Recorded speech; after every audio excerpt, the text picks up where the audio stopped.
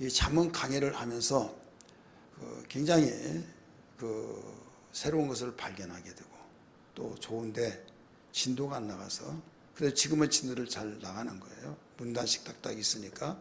근데 뒤에 나갈수록 보면 한 구절씩 다 뜻이 새롭게 어떤 몇 절에서 몇 절까지 나눌 수가 없는 거예요.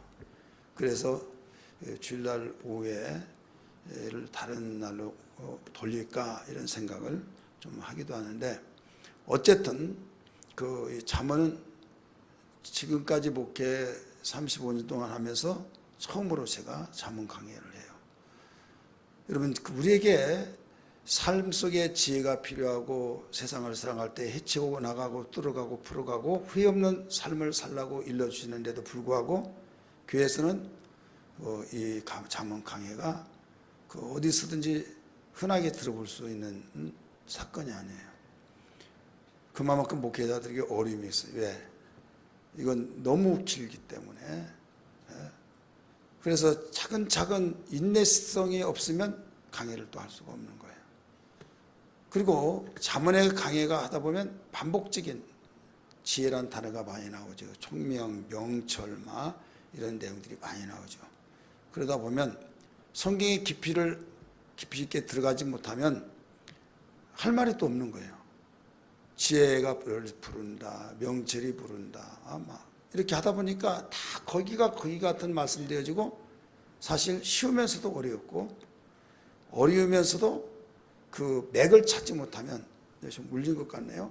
이 맥을 찾지 못하면 거기에서, 괜찮아요? 뒤에? 괜찮아요? 네, 뒤에 괜찮으면 괜찮아요. 좋아요. 그러면 그와 같이 맥을 찾지 못하면 굉장히 이게 어려운 내용들입니다. 오늘 저는 읽으면서 그 복과 지혜와의 관계에 대해서 말씀을 드리려고 하는데, 읽었던 말씀 가운데서 크게 두 가지로서 정리를 해주고 있어요.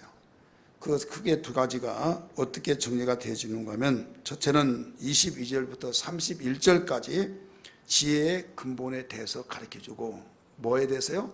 지혜의 근본. 성경에 지혜란 말이 굉장히 많이 나오잖아요. 지혜하고 수없이 지혜가 나오는데, 솔로몬이 지혜의 왕이 되었고 또 지혜로 하늘을 펴셨고 하면서 지혜가 수없이 나오는데, 지혜의 근본이 뭐냐? 어디서 나왔느냐? 하나님에게서 나왔다. 다 알죠. 그러나 그 부분을 자상하게 말씀을 해놓은 내용이 오늘 본문 말씀 가운데서 22절부터 31절까지 나왔어요. 두 번째는 지혜와 복과의 관계가 어떠냐? 지혜와 복의 관계에 대해서 32절부터 36절까지 나옵니다. 그러면 이 지혜의 근원에 대해서 예를 들어서, 여기 지혜가 인격체냐, 그가 하면서 꼭 사람같이 우리가 생각할 수 있는, 하나님이 창조할 때 그가 함께 있었고 막 하면서 쭉 나오는 거예요. 예를 들어 한번 읽어봅니다.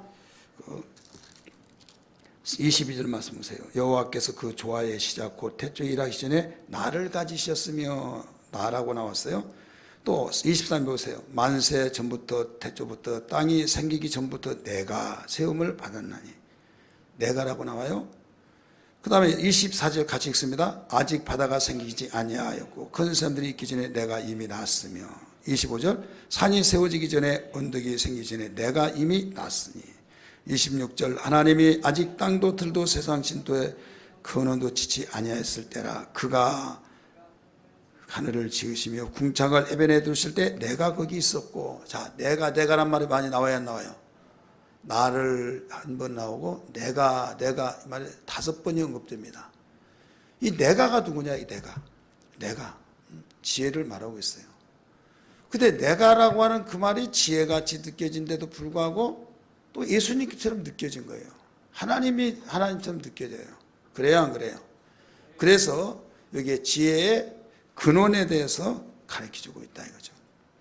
그러면 여기서 이 내용을 보면 태초에 하나님이 천지를 창조하시니라 이렇게 나오면서, 말씀으로 태초에 말씀이 계시니라, 요한복음 1장 1절에 그렇게 나오죠. 태초에 말씀이 계시니라.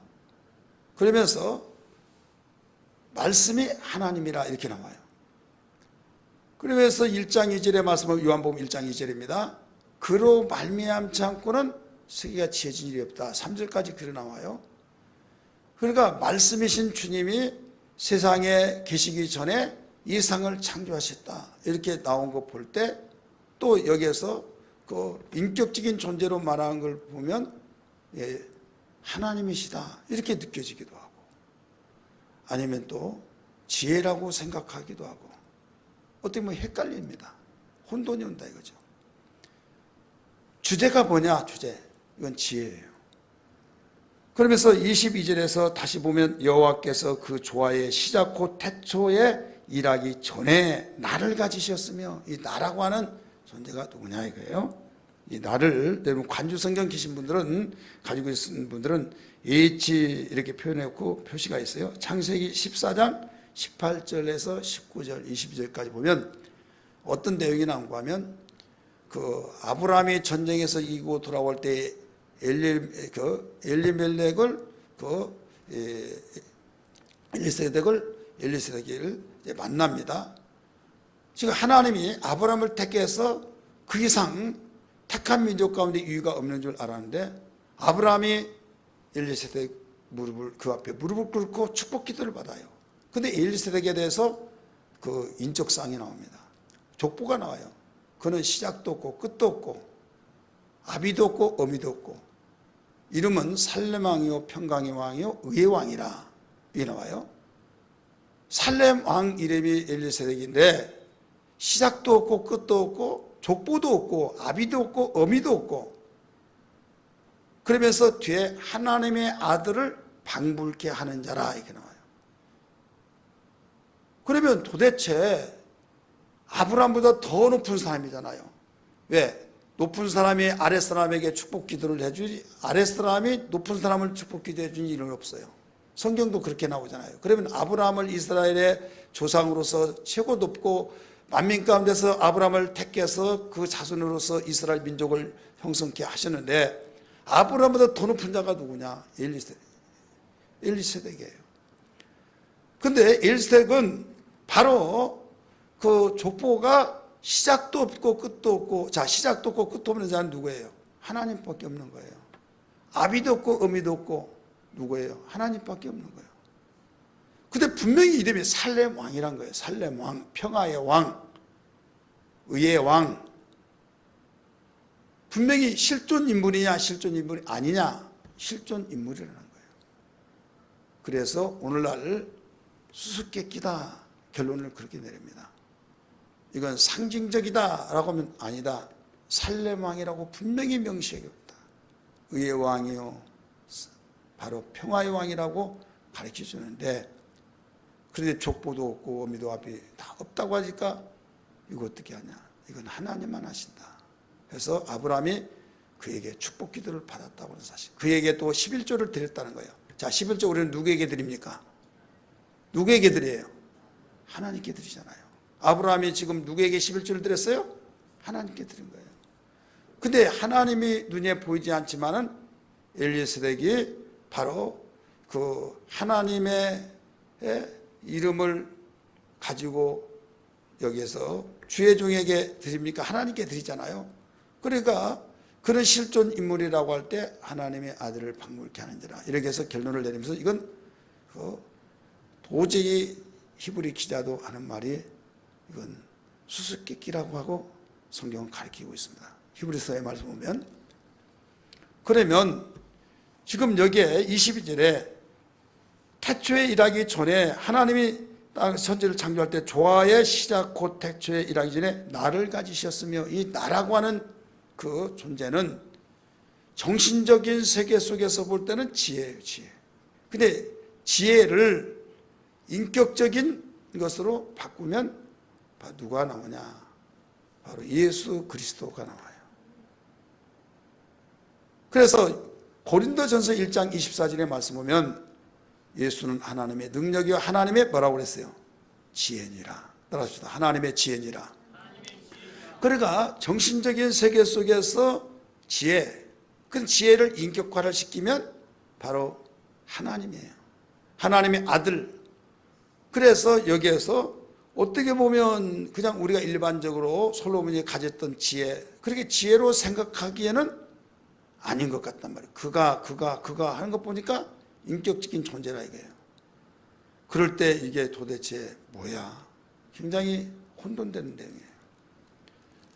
그러면 이 그가 그렇게 창조하실 때 나를 가지셨고 했을 때 나를 이게 누구냐면 그 이미 말씀드렸던 것처럼 그 인격적으로 보면 주님이시지만은 여기에서 지혜와 명철을 말하고 있습니다. 여러분 8장 12절 말씀 보세요. 8장 12절 시작. 나 지혜는 명철로 주수를 삼으며 이렇게 나오죠. 따라서 합시다. 나 지혜는 이렇게 나오잖아요. 그래서 그 넘겨서 23절부터 30절까지 그가 그 내가 이 모든 내용은 그 지혜를 말하고 있다. 근데 인격화를 시키면 예수 그리스도가 이 세상에 오시기 전에 그분을 말하고 있다. 이렇게 보시면 되겠습니다. 정리해서 말한다면 지혜의 근본에 대해서 말씀을 하고 있는데 지혜의 근본은 태초부터 계시는데 이 지혜가 창조주와 함께 계셨고 또 창조주로 또 나타나셨고 그분은 인격적으로 보고 또 정신적인 세계 속에서 그 지혜란 뜻이 뭐예요? 지혜는 어떤 사물의 이치를 빨리 깨닫고 빨리 이걸 처리해 나가는 정신적 능력이라 이렇게 나와요. 정신적 능력. 그러니까 그만큼 그렇게 지혜가 인격화로 보면 예수 그리스도다 이겁니다. 주님이 이때는 이 세상에 태어나지 않으려 하셨기 때문에 여기에서 그 지혜로 보고 지난 주일에도 우리가 봤잖아요. 명철이 부르고 지혜가 부르고 사거리에 서서 부른다. 저도 그때 언급을 했지만 여기서 더 정확하게 지혜의 근원을 가르쳐주고 있다. 우리 두 번째 지혜와 복에 대한 관계에 대해서 가르쳐줬어요. 따라서 합시다. 지혜와 복의 관계 혹은 복과 지혜와의 관계. 그럼 복과 지혜와의 관계는 뭐냐? 지혜가 있는 자는 복이 있고 복이 있는 자는 지혜가 있어요. 근데 오늘날 복을 받았다고 하는데 지혜가 없다. 그러면 하나님께로부터 공증되지 않는 복이에요. 세상 사람이 복을 많이 받았다고 하는 사람들 주변에 있죠. 그런데 지혜가 없어요. 지혜가 있는지 없는지 어떻게 합니까? 아, 저 사람 돈 많이 벌고 그러면 지혜가 대단해. 그러면 그 지혜는 땅의 지혜로서 하나님께로부터 공증이 아니에요. 지금 여기서 공증이라고 하는 것은 하나님께 공증을 받은 자로서의 지혜를 말하고 있는 거예요. 하나님께 공증받은 지혜는 누구밖에 없어요? 예수밖에 없는 겁니다. 따라서 합시다. 예수밖에 없다. 그래서 예수는 하나님의 지혜다. 고린도전서 1장 24절을 가르쳐 준 거예요. 그렇다면 여기에서 이 복과 지혜와 복은 끊을 수가 없는데 지혜가 있으면 뭐가 있고요? 복이 있고 복이 있는 사람은 뭐가 있고요? 지혜가 있다 이거예요. 그런데 우리는 주변에서 볼 때 지혜가 없는 사람에게도 복이 있더라. 그 복은 무슨 복이에요? 지혜가 없는 그 복이다. 그러면 지혜가 없는 복은 빼앗겨요? 안 빼앗겨요? 빼앗기고 날아가 붙잡을 수가 없는 거예요. 지혜가 있는 자는 그걸 해결해 버립니다. 그래서 도망가지도 못해요. 복이. 왜? 지혜가 그 복과의 친구와 같이 가장 가깝게, 이러면 친구와 헤어질 수 없잖아요. 끊어내려고 하지만은 지혜와 그 복은 친구지간이요 또 사랑의 관계고, 사랑하는 사람 끊을 수가 없어요. 자석을 플러스 마이너스를 띄워놓으려고 하면 막 달라붙죠. 이 자석의 세기에 따라 다른데요. 막 잡아 당기면 조금만 그 긴장 좀 찰싹하고 또 붙고, 띄워놓으려면 힘들다가 겨우 띄워내서 또 찰싹 붙고 도망가질 않아요. 정말 지혜가 있는 자는 복이 옵니다. 지혜가 있는 자에게는 복이 가까이 찾아온다. 정말 그에게 복이 있다고 한다면 이젠 지혜가 그에게 또 가기도 하고 하나가 되신다. 이걸 믿으시길 바랍니다. 그러면 오늘 뭐라고 가르쳐 줬느냐? 자, 첫 번째, 지혜의 말을 듣고 지키는 자가 복이 있다 이렇게 나와요. 32절 말씀 봅니다. 지금 복과 지혜와의 관계에 대해서 말씀드린 거예요. 32절 시작. 아들들아 이제 내게 들으라. 내 도를 지키는 자가 복이 있느니라. 자, 무엇을 지킨 자가 복이 있어요? 지혜의 말을 듣고 지키는 자가 복이 있다 이거예요. 여기서 내게 들으라. 내게 들으라는 것은 지혜를 말한 거예요. 지혜의 말씀을 들으라. 내 도를 지키는 자는 지혜의 말씀을 바로 지키는 자는 이 말이에요. 그러니까 지혜의 말씀을 듣는 자는, 지키는 자는 뭐가 있다? 복이 있다 이게 복. 그 다음에 두 번째는 지혜를 사모한 자는 복이 있다 이렇게 나와요. 지혜를 사모한 자는 복이 있다. 34절 같이 읽습니다. 시작. 누구든지 내게 들으며 날마다 내 문 곁에서 기다리며 문설주 옆에서 기다리는 자는 뭐가 있다? 복이 있나니. 복이 있나니. 뭐 그런데 사모한단 말이 왜 거기에 단어가 붙습니까? 라고 여러분이 자의적인 측면에서 질문을 한다고 한다면 거기에 대한 대답이 이렇습니다. 이 사모한다는 말은 무슨 말이냐면 여기에서 나타나는 반응이 있어요. 사모한 사람에게 나타나는 반응이 여기에서 첫째는 말을 잘 듣습니다. 사랑한다고 하고 사모한다고 하는데 말을 듣지 않는 사람은 사모한 자가 아니에요.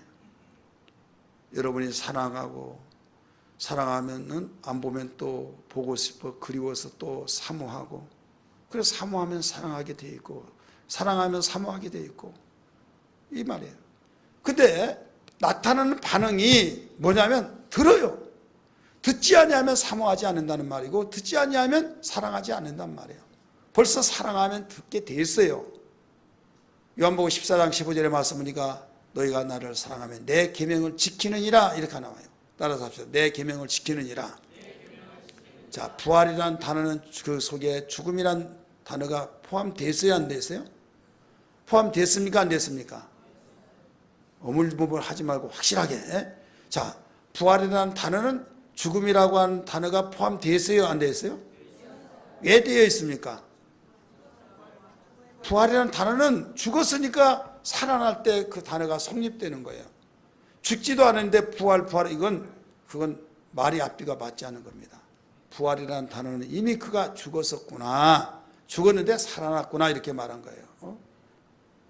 마찬가지로 너희가 나를 사랑하면 내 계명을 지키느니라. 요한복음 14장 15절의 말씀 보면 그러면 지킨다고 하는 것은 들었다는 거예요. 믿으시 바랍니다. 내가 지킨다. 말도 하지도 않은데 듣지도 않는데 어떻게 지킵니까? 무엇을 지킵니까? 내가 지켰습니다. 그런 것은 상대로부터 이걸 하라, 이걸 했으면 좋겠다 하든지 하라 했으면 예 알았습니다 하고 지키는 거예요. 그러니까 지킨다고 하는 것은 그만큼 상대로부터 무슨 말을 내가 들었을 때 그것을 내가 실행에 옮겼다고 하는 이 말이 되어진다는 걸 믿기 바랍니다.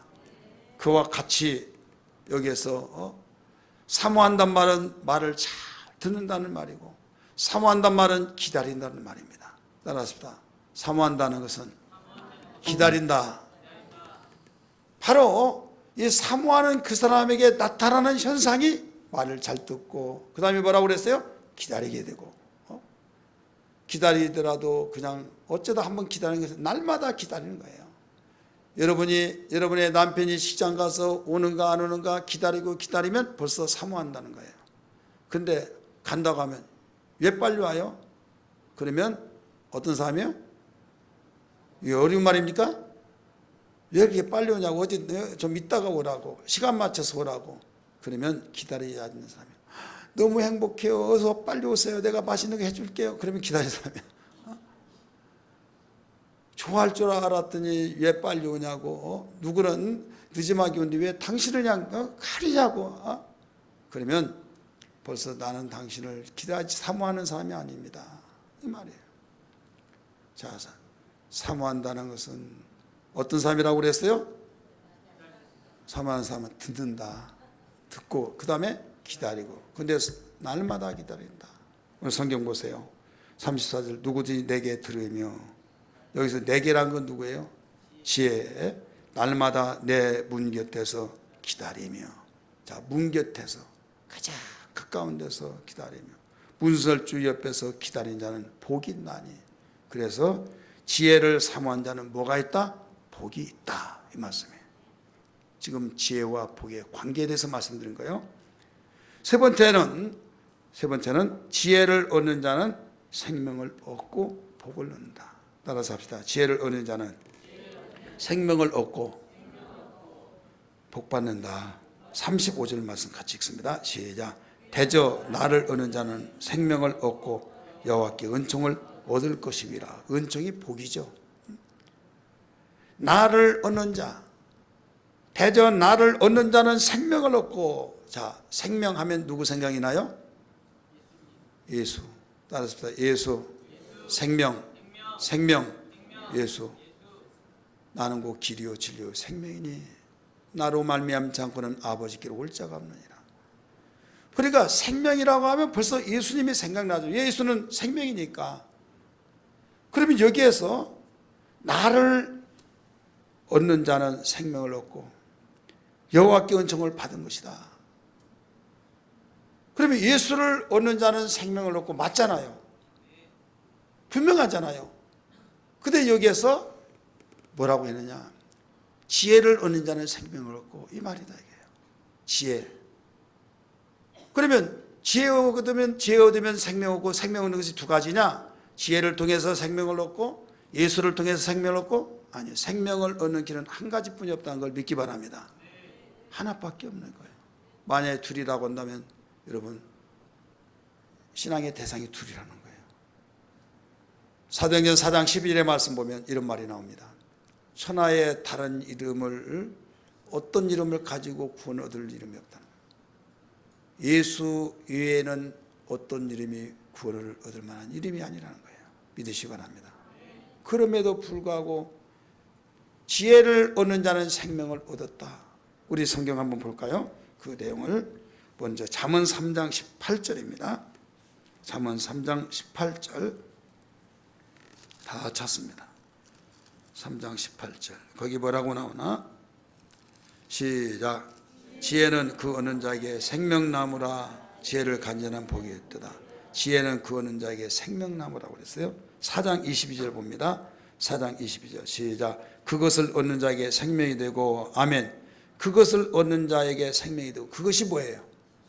지혜예요. 그 앞에 부분 말씀 보면 지혜를 얻는 자에게 생명이 되고.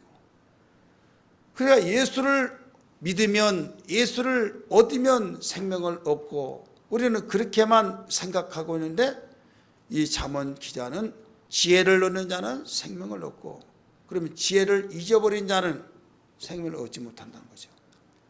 그래서 고린도전서 4장 24절, 이미 1장 24절에 예수 그리스도는 하나님의 지혜라 이렇게 말하고 있는 거죠. 그러면 지혜와 예수의 그 관계를 비춰보면, 자, 지혜는 어디에서 나왔어요? 하나님께 나왔죠. 그래서 여기 이미 지혜의 근원에 대해서 말씀드렸어요. 지혜는 하나님께 와서 태초에 창조할 때도 그 곁에 계셨고 함께 기뻐했고, 우리 근원을 계속 말씀을 가르쳐주고 있잖아요. 지혜를 통해서 지혜를 얻으면 생명을 얻고, 자, 예수님은 태초부터 계셨어요. 믿으시길 바랍니다. 지혜는 여호와를 경외한 것이 지혜의 근본이라고 그랬어요. 그리고 예수는 하나님의 지혜라고 그랬어요. 그렇기 때문에 지혜를 가진 자는 예수를 믿지 않을 수가 없다 이거예요. 따라서 합시다. 지혜를 가진 자는 예수를 믿지 않을 수 없다. 그러니까 세상 사람들이 말하는 지혜와 성경이 가르쳐준 지혜는 하늘과 땅 차이입니다. 사람들이 말하는 지혜는 땅에 속한 것이요, 땅에서 나온 것이요, 어떤 구구단을 잘려고 또 암기르기 좋고, 또 어떤 사람이 정말 단순하고 독특하고 신기하고, 그러면 야, 그 사람 지혜가 대단해, IQ가 막 한 200대나 봐, 막 이렇게 해서 대단하다고 말하는데, 하늘의 지혜와 땅의 지혜는 차원이 달라요. 하늘의 지혜는 온순하고 지혜롭고 막 하면서 양순하고, 그러면서 땅의 지혜와 비교가 안 되는 거죠. 구별이 되죠. 그래서 우리는 지혜를 구하더라도 세상 사람이 흠모하는 땅의 지혜가 아니라 하늘의 지혜를 구하는데, 하늘의 지혜를 사모하고 사랑하고 우리가 갈림들이 갈구한다고 한다면 예수를 믿게 돼 있고 예수를 더욱 사랑하게 되고 그의 입에서 나오는 증거의 말씀을 듣고 아멘으로 고백하며 사모하게 됐다는 걸 믿으시길 바랍니다.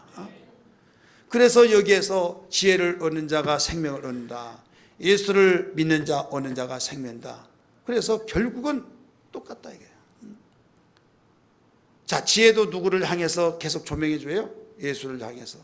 예수는 지혜 있는 자가 믿게 된다 해서 결국 하나님께로부터 나온 나를 믿고 나 보내신 지를 믿는 자는 영생을 얻었고, 영생은 참 유일하신 하나님과 그의 아들 예수를 아는 것이라 가르쳐 준 것처럼, 잠언 기자는 이 깊이를 우리에게 이야기해 주고 있습니다. 그러면 여기에서 볼 때 그 36절 말씀 보세요. 그러나 나를 잃는 자는 자기의 영혼을 해하는 자라. 나를 잃는 자, 나가 지금 누구예요? 예수님 잃는 자는 영혼을 망치는 자죠. 지혜를 잃는 자는 자기 영혼을 망치는 자라는 거예요. 해하는 자라. 여기에 2번이라고 나오죠. 2번 가로에 넣고 한쪽 가로, 내게 범죄한 자는, 자, 범죄가 뭐예요? 죄 지는 건데, 내게 범죄한 자는, 하나님께 범죄한 자는 이 말이에요. 근데 말씀을 지키지 아니할 때 범죄죠. 말씀을 믿지 않는 것이 범죄죠. 그래서 지혜를 잃는 자는 자기 영혼을 해하는 자고, 나를 미워한 자는 사망을 사랑하니라. 나를 미워한 자, 지혜를 미워한 자는 사망한다. 지혜를 미워하면 예수를 만날 수 없고 결국은 예수 없으면 사망이 이루어지듯이 사망하게 된다. 사랑하는 성도들이요, 오늘 우리는 어떻게 해야 할까요?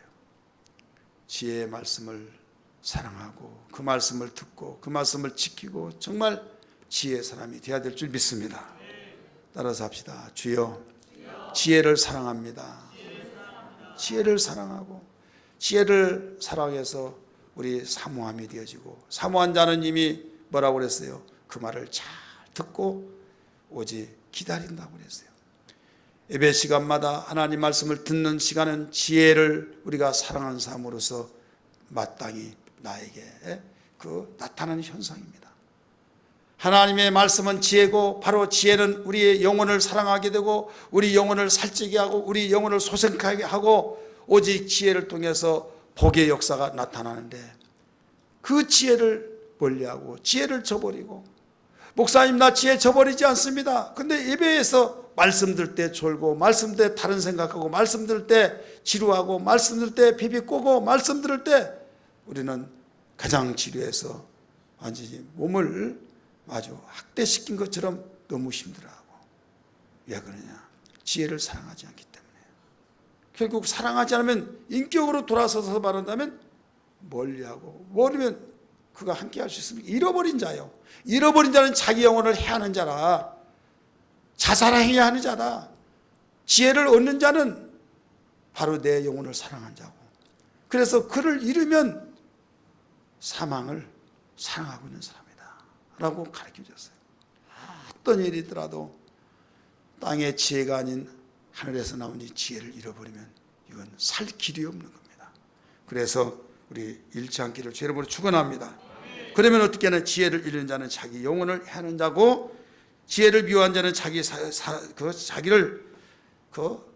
자기가 사망을 사랑하고 있다는 거고, 결국은 훈계를 들어서 지혜를 얻어야 할 텐데, 훈계까지 실해버리면 구제불능이다 이거예요. 오늘 본문 말씀 33절을 읽습니다. 시작. 훈계를 들어서 지혜를 얻으라. 그것을 버리지 말아라. 결론입니다. 절대 훈계를 들어서라도 지혜를 얻으라는 거예요. 버리지 말라는 거예요. 여러분, 훈계는 뭡니까? 책망이 같이 섞여서 바른 말을 하는 거죠. 옳은 말을 칭찬해 주면서 잘했다고 할 수는 없어요.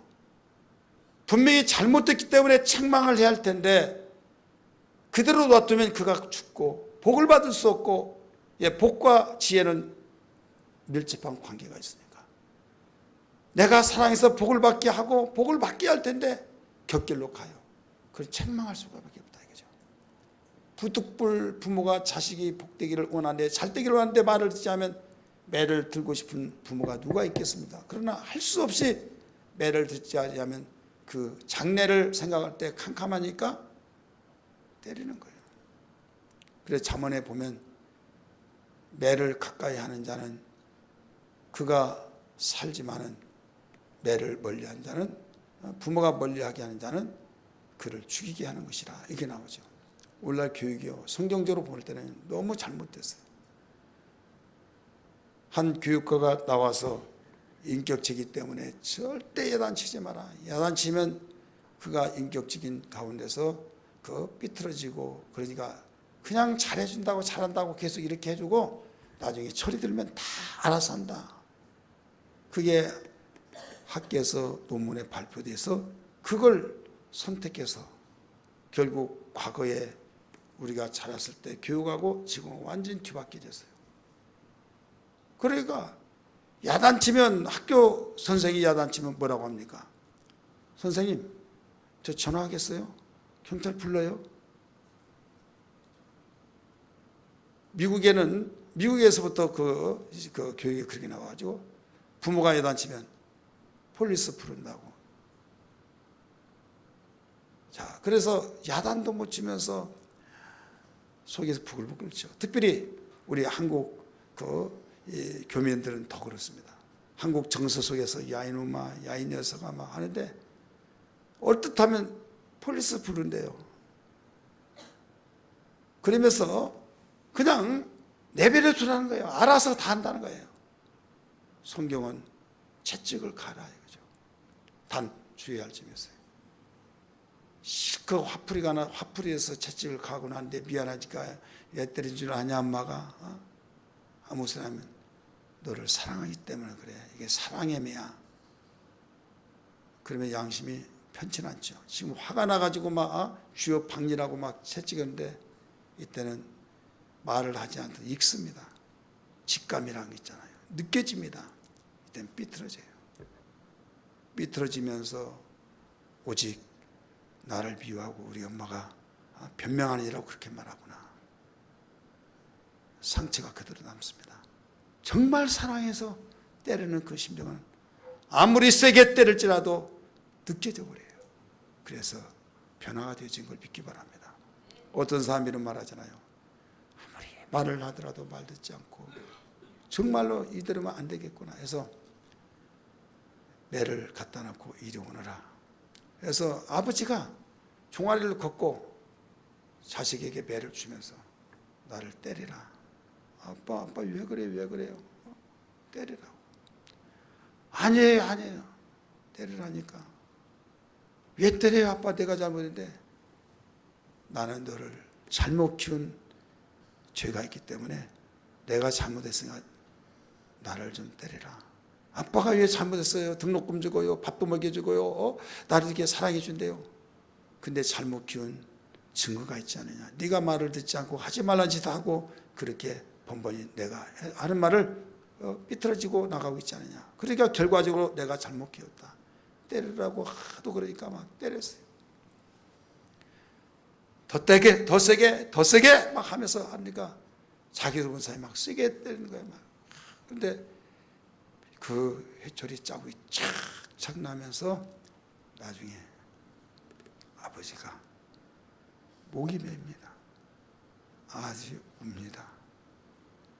나중에는 아빠 내가 잘못했다고 해서 막 아빠를 부둥켜 안고 엉엉울면서 한 덩어리가 됩니다. 그래서 그 자식이 바른 길로 돌았었다는 일화가 있습니다.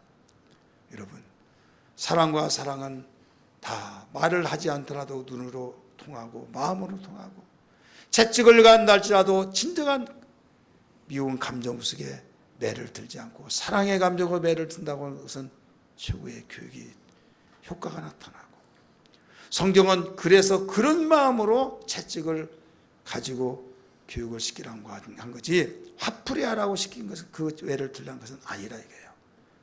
오늘 이렇게 여기에서 훈계의 말을 들으라는 거죠. 그래서 이 훈계 지혜의 말씀을 듣고 버리지 말아라. 그리하면 네가 지혜의 말을 듣게 되고 결국 버리지 아니했음으로써 너에게 그렇게 원했던 복이 너에게 주어진다. 복과 이 지혜는 끊을 수가 없으니까. 내가 움직이면 그림자가 따라다니듯이 반드시 지혜가 있는 곳에 복이 따라다니고 복이 있는 곳에 지혜가 있게 되어지고, 지혜는 바로 인격적으로 보면 예수 그리스도 우리 믿음의 대상이시요 구세주시요 정신적인 세계에서 보면 지혜고, 그렇기 때문에 우리는 지혜를 사랑해야 할 이유가 있다는 걸 믿으시길 바랍니다. 오늘 시간에 무엇보다도 주님 지혜로운 그 말씀을 외면하지 않게 하시고, 지혜를 사랑하고 지혜의 말씀을 사랑한 자는 내 영혼을 사랑하고 사망의 모든 것을 끌어버리고, 지혜를 거부하고 지혜의 말씀을 거부한 자는 내 영혼을 해하려고 하는 자라는 걸 알았습니다.